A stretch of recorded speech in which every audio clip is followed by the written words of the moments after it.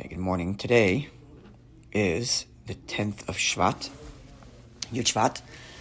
As I'm sure many of us know, it's a significant day in Chabad and actually the world at large, because it's the day that in 1950 the previous Rebbe passed away, and a year later, 1951, the Rebbe officially assumed the leadership of Chabad and took on the audacious goal of reaching every single Jew and bringing God's presence into the world. At the time, I'm sure many listening thought it was a pipe dream, and now 75 years later, it's pretty much a reality. And that the Rebbe, through his shluchim and Chabad all over the world, is literally reaching every single Jew and bringing God to every corner of the planet. So what was something that people probably thought was way above everybody's head, the war had ended a couple of years ago, and 75 years later, it's a reality. So it's pretty amazing.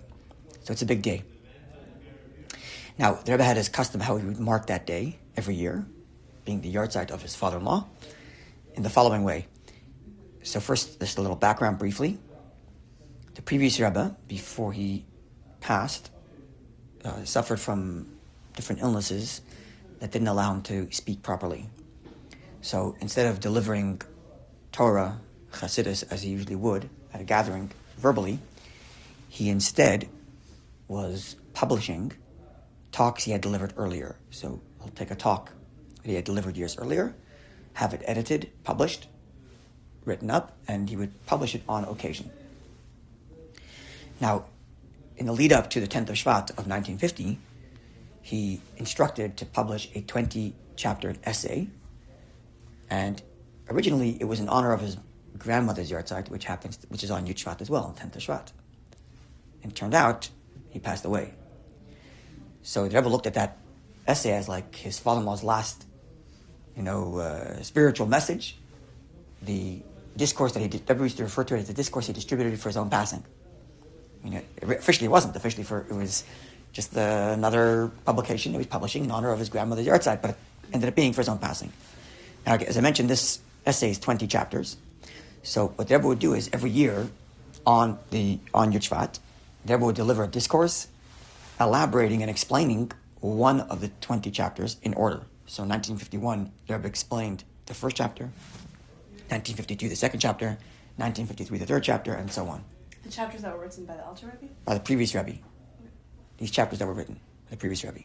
So every year he was explaining another chapter. So this 20-chapter essay became 2 full books of the Rebbe explaining each chapter in 2 cycles. That the Rebbe was, for 40 years, essentially the Rebbe was teaching. So from 1951 to 1971, or 1970 was round 1, 1971 to 1990 was round 2. So that cycle of every year learning another chapter continues by Chassidim, and every year Chassidim will learn that chapter plus the 2 times that the Rebbe analyzed that Maimer.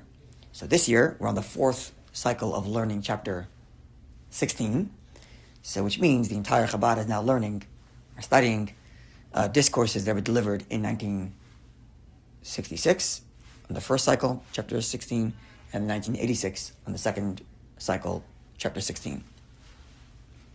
That's just the background. And this is a little booklet that pretty much everybody in Chabad is walking around with and studying. Right?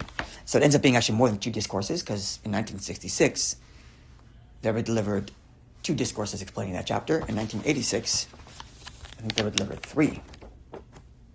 Right? 1986, there are 3 discourses that they were delivered explaining that 16th chapter. So it's quite a bit. So for the last month or so, this is what everybody's busy doing. So what I want to share with you today is a little bit of the 1966 2 discourses explaining chapter 16. So let's dive into it. So just to put chapter 16 into context and explain it as the Rebbe did in 1966, just some background in the previous Rebbe's discourse in general. The previous Rebbe's discourse begins with the verse from Shir HaShirim, from Song of Songs, where God says, "I've come to my garden, my sister, my bride." Right? Song of Songs is a metaphor for the love between the Jewish people and Hashem, using the parable of husband and wife, chas and kala.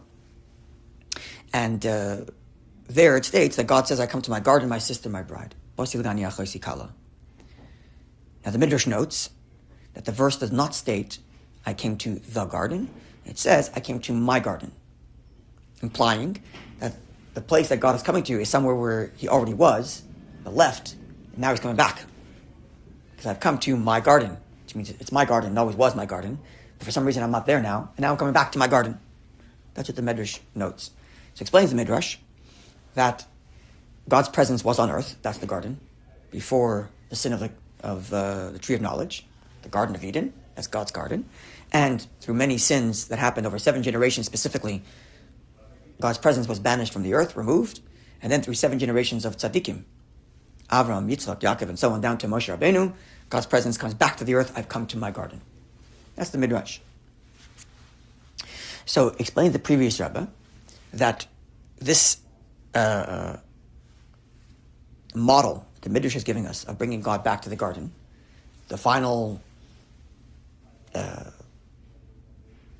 what's the word I'm looking for? The final step is in Moshe Rabbeinu when he brings Torah down to earth by Mount Sinai and then builds the Mishkan. That becomes the model for us to bring God's presence into this world. Now, bringing God's presence into this world is, of course, a great struggle and a great battle. I'm glossing over a lot of details, but this is the general gist to get to the main point. It's a great battle. It's a great struggle. We all know that. We have our own lives, and our desires and our personalities that pull us in all kinds of directions. And we have to wage an very strong internal battle, both internally and externally, to bring Hashem's presence into the world. It's not an easy thing. It's a battle. That's how the previous Rebbe describes it, quoting from sources. Actually, especially in this week's Torah portion, where the Jews coming out of Egypt are referred to as Tzivot Hashem, right? That generation which, by Moshe, got the Mishkan, built the Mishkan, they're called Tzivot Hashem, which means the legions of God, right? Yatsu called Tzivot Hashem at the time. All the legions of God left Egypt. And that word, Tzivot Hashem, legions, comes from the word Tzava, which means army, because there's a battle. Okay. So the previous Rebbe goes on to explain that when there's a battle, there's the king, the one who's leading the battle, the one who's the battle is on behalf of, needs to invest in that battle. So how much does a king invest in a battle? Well, it depends. What kind of battle is it? If the battle is, or the war is, because you're trying to gain some resource, right? You're trying to go to a country so you can get some oil. I'm kidding. But you want to get some resource, right? So then you have to consider what's the resource you're going to be gaining and how much is worth investing, right? So if the expectation is you're going to get $100 trillion, okay, so you're not going to spend more than $100 trillion, that would be stupid. Right? There's a cost-benefit analysis to war. And the king has to make that cost-benefit analysis. That's all true if the war is a cost-benefit question. We want to gain something, the question is how much we're willing to invest to gain, whether it's territory, resources, or whatever. However, when there is an existential threat, where the kingdom is being threatened, it's not just a question of whether the kingdom is going to gain, but it's a question if the kingdom exists. When that happens, all bets are off, and the king's ready to spend anything. What am I going to save resources for what? I'm not going to have a kingdom when it's done. So all bets are off, everything is invested. And this, the previous Rebbe refers to as a great treasure. The treasure that the kingdom itself has, that ordinarily is never on display, not even in a museum. It's this treasure that he acquired, his predecessors, kings before him acquired for generations. But now that the kingdom is threatened, everything is invested so that the battle can be successful. That's the mimer. Now the second half, that's the first half of the discourse. The second half of the discourse gets into, okay, so what exactly is this spiritual, divine treasure that God is giving for the person on the front line fighting his battle, trying to bring godliness into the world? Because the question now is not how much of godliness we're going to have. It's an existential threat. Is there going to be a divine kingdom or not? Is there going to be a kingdom on earth or not? That's the question. So because it's an existential threat, as it were, to the divine kingdom itself, Hashem, God is willing to splurge his treasure. So what exactly is this great treasure? So the previous Rebbe, in order to explain that, introduces the following. There's a Zohar which says as follows. The Zohar states, in describing God, praising God, Oire Ein Sof, the infinite light, L'mayla ad ein ketz, U'lamata den tachlis. The infinite light extends below to no end and above to no end. This is the Zohar. Now, in the simple terms, it sounds like it's just poetic language. infinite light, it extends below to no end and above to no end. But Chassidus points out, as does the previous Rebbe in this discourse, that it's not just a redundancy. Infinite light extends below to no end and above to no end. It's actually somewhat contradictory. Infinitely, right. Because when you say infinite, there's no up or down. So you're actually ruining the infinite by saying it extends below to no end and above to no end. If it's infinite, leave it alone. Just say Or Ein Sof, period. Right. There's no more to say. Or Ein Sof goes up to no end and below to no end. There's no up and down. There's no up. There's no below above. So explains therefore Chassidus that actually it's three different statements. Or Ein Sof is one statement, that God is beyond all existence. Second statement is that even within existence, God extends all the way down to the end. And third statement, he's above to no end, and no matter where he is in existence, he's above it. So it's three different statements. First of all, there's the infinite light, like we're learning in our class here, right? There's the infinite light that has no definition. Or Ein Sof is beyond anything. Statement one. Statement two, this Or Ein Sof extends into reality below to no end. No matter how low you go in reality, you're still going to find the infinite. And number three, no matter how high you think you're going, it's always going to be above you. He extends above to no end. So it's three different statements. That's the way the previous Rebbe explained these three levels until this year's chapter, until chapter 16. Okay? In chapter 16, he introduces something novel, which is as follows. Not only is it true that there's the infinite, and then this infinite extends into creation or into reality to no end and stays above to no end. But within the infinite itself, there exists two components. Extend below to no end and up to no end. How is that possible? That's what the previous Rebbe says. So much so that even within the infinite, the distinction between extending down to no end and above to no end is extremely different. Hefresh Gadol b'neim. There's a big difference between the two, even though they both exist within the infinite. Now this is what the Rebbe struggles with in 1966 to help us try to understand, what does that mean? If you're within the infinite, then there is no up or down, so what do you mean that within the infinite itself there's up or down? How is that possible? How do you have in the infinite itself up or down, and to such a degree that there's a big distinction between the up and down? So explains the Rebbe like this. The Kabbalists, the Kabbalim, often, I think I mentioned this in our class one or two times, sometimes refer to God as Yecholos. Yecholos means the capacity. And what does the capacity mean? Capacity for anything. Right? So the capacity is not a positive description describing a bunch of things he can do. Right? So if you said Levi Nu is a capable guy, what you mean is he's capable of doing this, being kind, being smart, lifting up weights, I don't know, whatever the capacities are that we mean here. So when you say capacity about a human being, it's actually a list of stuff you mean. When you say God has a capacity, or he's capable, it's not a list of things he can do. It's that nothing is out of his realm. Nothing is impossible for him.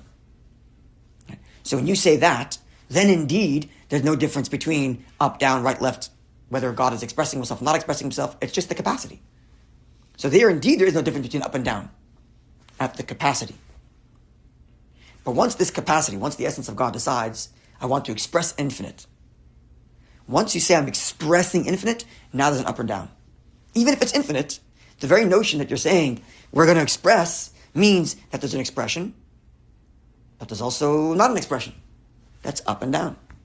In the essential capacity for God, the essential capacity of God, there is no up or down, because it just is. That's all there is to say about it. Nothing's out of the realm of it. There's no difference between something it does do or doesn't do. But once you say God's expressing infinite, it's Or Ein Sof, it's a light that goes to no end. So even though the light itself is infinite, but because it's a light, because it's already expression, it means there is higher and lower. There is to give and there's not to give. And we're choosing to give. Okay? To further illustrate the point. And here, he gives a number of analogies. But before we get to the analogies, just say the following. Once the infinite light is expressing itself in infinitude, right, within that realm, there is the very fact that eventually we're going to, from this infinite light, create a finitude. That's the purpose. Right? The whole reason why God expressed infinite light was that we make a space, and we're eventually going to have a finite light that's going to create our worlds. Right? Which means even within the infinite, there is the entertainment of a finite. Even if the finitude doesn't exist yet. But we're entertaining it. God is, so to speak, thinking in his own mind about the fact that he's going to create. So even though God's thinking, there's no mind and there's no thinking. But even though the thinking itself is infinite, because it's infinite light, but the very fact that we're entertaining the notion that there's going to be a finitude one time already means there is an element of finite. So it means even within the infinite itself, there is the fact that infinite is infinite, so it's above to no end. But there's also the fact that the infinite is at least capable, in theory, of expressing some sort of finite below to no end. So even though it's in one space, it's all within the infinite, but there's a big difference between the infinite as the infinite expresses himself for himself, of himself, versus the infinite expressing himself because, hey, I might have a finite later. Even though in essence they're both in one spot in the infinite. I hope that was somewhat clear. All right? You want to say something? What would be the difference between the first and then the above, infinite above? There's three expressions, right? The first one is the infinite. Okay, so the infinite, it doesn't spell that out. It's a good question. The infinite, in this case, perhaps, would be the capacity. The capacity. The capacity is absolute infinite. Not up, not down. It's just the capability that nothing is out of the question. Whether he gives, doesn't give is irrelevant. Then there is the infinite expression. Now, within the infinite expression, you're going to have two directions. Okay. Even though they're really in one place, because it's all within the infinite. But there's one expression of, I'm infinite expansion. And there's another expression of, I'm entertaining the notion of the potential. At one point, we're going to be creating worlds. Perhaps that's what this means. Perhaps that's the way to think of these three elements. Maybe. Even though it doesn't spell that out directly. I'm thinking now maybe it's not so correct. But let's just say that that's correct. It might be. I have to think about that more. It's a good question. Because it doesn't spell out what the... He only discusses here the above and below. It doesn't discuss the infinite in this year's Maimar. So good point. I have to think about that. Okay. He brings another number of analogies to demonstrate this point. And I'll share with you two of them. One analogy is, let's say, a teacher, a true, real teacher, who is truly beyond the student, or the master, let's say, teaching a student. Now, when the master does that, so there are a number of things that remain concealed from the student. But there are different types of things that remain concealed from the student. There's one level that remains concealed from the student, because the student's not smart enough yet. The student isn't smart enough yet. So, maybe the teacher is saying it, but the student's not really getting it. But with time, if the student takes that very idea that he got and unpacks it and thinks about it, he'll get to those ideas. When a true master speaks, so there's the words he says, which the student hopefully understands, at least on the surface level. There are ideas within those words that are beyond the student, so it's concealed from the student. It's above the student, but it's not above to the point where it's completely unreachable. It's above only for now because the student is too amateur at the beginning stage to be able to understand it. And with time, the Talmud says 40 years, he'll get to the depth of what was being taught. Right? Now this is because within the teacher himself, when he thinks about what he wants to say, he has to think about the words that's going to be given to the students. So the word that comes out, the word that he chooses in his own mind, right? That's like the infinite considering the potential for finitude. So even the teacher within his own mind, as he thinks about the words he's going to say, that includes both things that the student is going to understand and the things the student may not understand, but eventually will. All right? Or another way to say this is,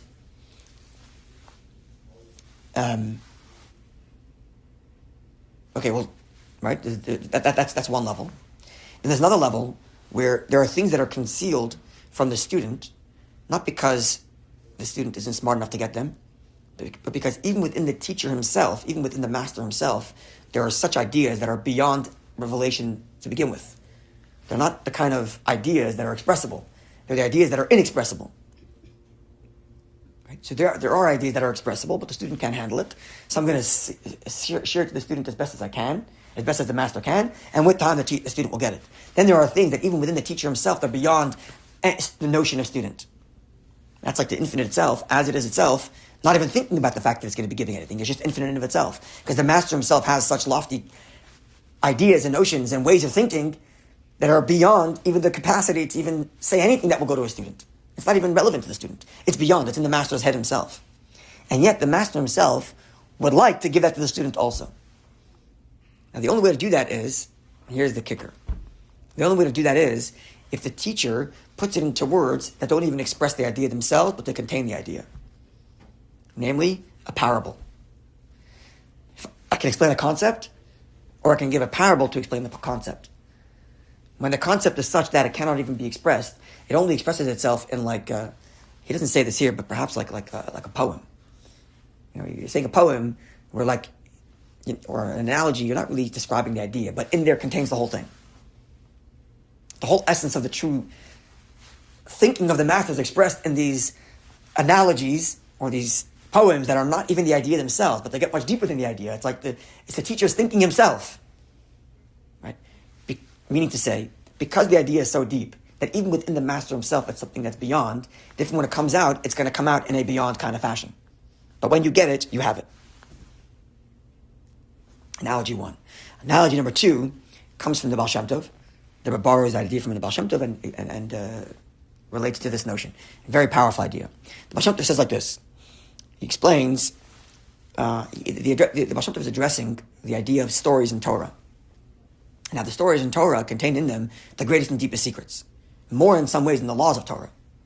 Right? You can already see where this is going. The stories are like these analogies and parables that cannot be expressed in logical fashion. Right? The rules and laws of Torah are very logical. But then there are these stories that somehow contain even deeper stuff. Even though they come out in such simple, non-great lofty words. So explains the Baal Shem Tov like this. He uses an analogy. And the analogy he uses is of a king who has a child, and he enjoys his prince. It's all wonderful and great. And he decides he wants to... what was the analogy? He truly wants to enjoy his... Right? He truly wants to enjoy his... Sorry. Where's the Baal Shem Tov one?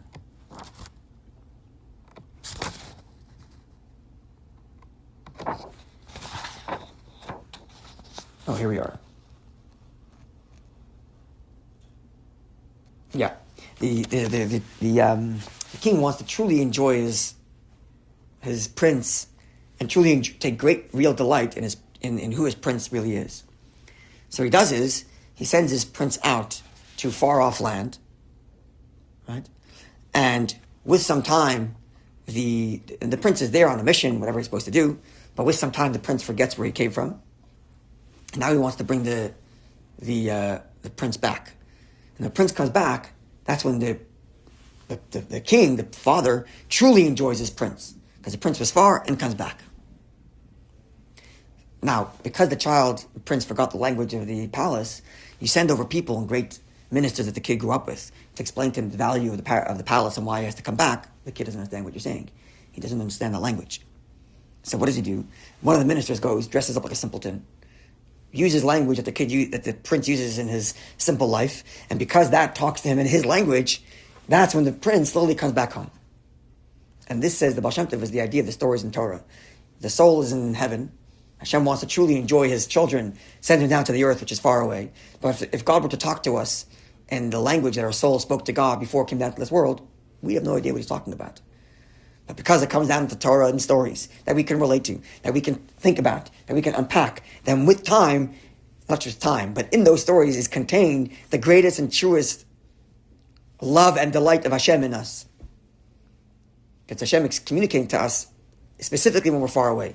He doesn't say this here, but we can think about this even in our own experiences as parents. And here's the point that they were trying to make. When your children are around you, and let's say you're proud of them. You're proud of them because they did this, because they're so cute, they're so smart, they're kind, they did well in school. These are all being proud because there are achievements that they've achieved. So long as they're around, that's going to be the measure of why you're proud, and that's the measure of why you enjoy their company. When your kid goes to camp, and the kid is homesick, and you want to see your child again, it's not because you want to see some achievement. It's not as if, there's a measurable increase in delight. Some days my kid behaved, so my delight's up. Kid misbehaved, my delight's down. But it's all measurable relative to each other by what I'm enjoying of their output.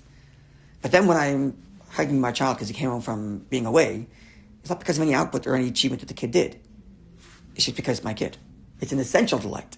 It's not a delight in some achievement. It's just a delight in this is who my child is. And this is what the king wants to experience by sending his child away. It's not simply just to get more achievements and now it's going to be greater delight, greater enjoyment, greater pride. Hashem wants to experience, so to speak, being proud of his children because they are his children. And that's specifically when we're not near him, when we're far away, when we're in this physical earth. And there he has to communicate to us in a language that's far from the soul's original language. But it's there that the king, that Hashem says, I'm proud of you because you are my child. In the language of Chassidus, there are some kinds of delight, pleasure, that is attached to an experience. It's what's called Tainug Morkav. It's a comprised, using the words we use in our class here, it's a comprised enjoyment. I enjoy because X, Y, and Z. But then there is Tainug HaPashut, it's the absolute pleasure of just being. And that's specifically from a distance. That's specifically not expressed in words. It's like, usually go back to the original first analogy, it's like the ideas of the teacher that can't be expressed in words. Because it just is. I can't explain it. The things that I explain are measurable. One day you'll get more, you'll get less, you get more, you get less. Like someday you enjoy your children more, someday you enjoy your children less. The student also, sometimes he understands better, sometimes less, sometimes more. But then there are the essential bond that this is who I am as a teacher. I want to give that to you. This is who I am as a parent. I want to be one with you. It's not measurable by performance or closer or farther in terms of understanding or appreciation. It just is. So it's the kind of depth that is expressed, and even when it's expressed, it remains concealed. Because it just is. Following? This says the Rebbe, this is the previous Rebbe, that this is the great treasure that Hashem is expressing and giving to the Jews on the front lines.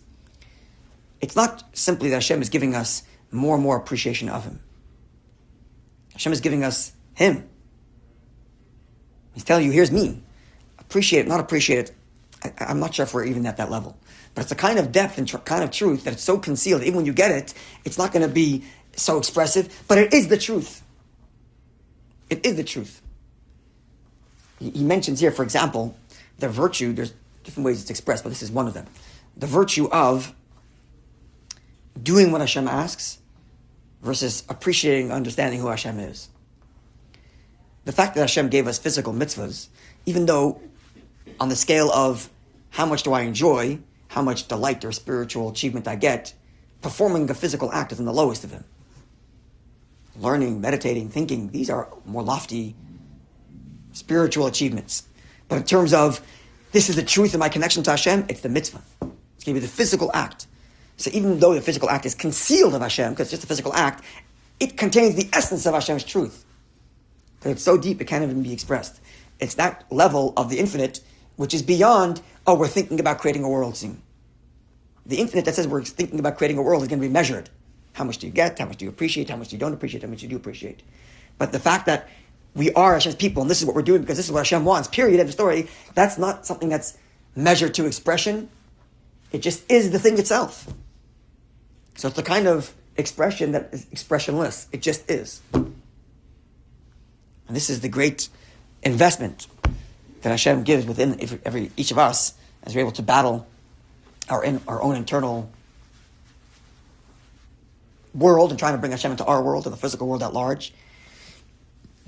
Because here, what's being threatened is not gaining territory for Hashem or creating some resources. What's being threatened is there a God or not? Is there a Jew or not?